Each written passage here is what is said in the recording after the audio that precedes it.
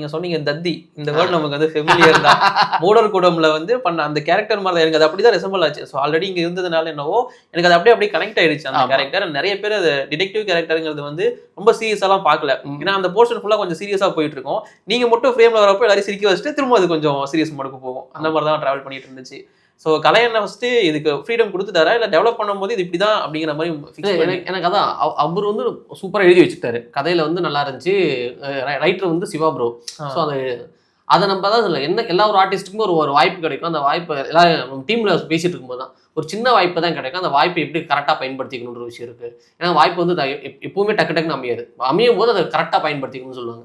So அதுக்கு மெனக்கிடுற ஒரு விஷயம் இருக்குல்ல, அந்த மெனக்கிடுறது வந்து நான் கரெக்டாக பண்ணியிருக்கேன் அப்படின்னு தோணுச்சு எனக்கு. சில விஷயங்கள் நோட் பண்ணி கொடுக்கும்போது பிரதர் அந்த பெல்ட் போட்டிருந்த காஸ்ட்யூம் ஒருத்தர் வந்து சொன்னார்.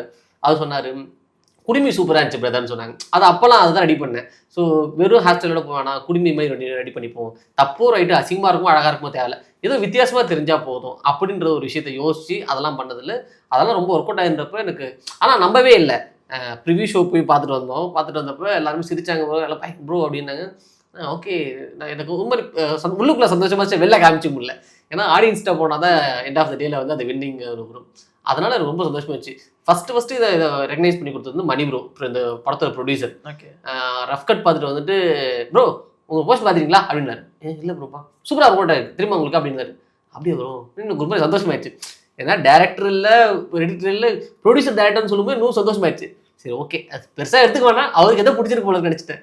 அதுக்கப்புறம் ஒரு தடவை வந்து கலையனை வந்து டேரக்டர் வந்து டேய் உங்கள் ஒர்க் அவுட் இருக்குடா அப்படின்னாரு. என்னென்ன சொல்கிறீங்க? ஆமாண்டா உங்கள் போர்ஷன் வரத்துல சிரிக்கிறாங்கடா, அதுமாரி கிருப்பாத்தியாகரம் இவங்களை பார்த்தாங்க அவங்களும் சிரிச்சிட்டாங்க, என்னென்ன சொல்கிறீங்கன்னு.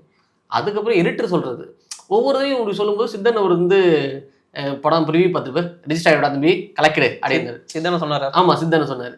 ஸோ இதெல்லாம் வந்து சொல்லும்போது எனக்கு ரொம்ப சந்தோஷமாக இருந்துச்சு. ஆனால் எதுவுமே வந்து மிகைப்படுத்தி எடுத்துக்கவே இல்லை. படம் வரட்டும் படம் வந்துட்டு பிறகு ஆடியன்ஸ்கிட்ட போட்டோம், ஆடியன்ஸோட ரெஸ்பான்ஸ் இருக்குன்ற அந்த ஆடியன்ஸ் ரெஸ்பான்ஸ் நல்ல நான் தேட்டர் விசிட் மிஸ் பண்ணல. ஏன்னா ஒவ்வொரு இடத்துலையும் போனப்போ அவங்களோட ரெஸ்பான்ஸ் கிடைக்கும் போது எனக்கு சந்தோஷம் ஆச்சு. ஏதோ ஒன்று பண்ணியிருக்கோம், ஏதோ சின்ன விஷயம் அதில் ப்ரூவ் பண்ணியிருக்கோம் அப்படின்றது சந்தோஷம் வந்துச்சு.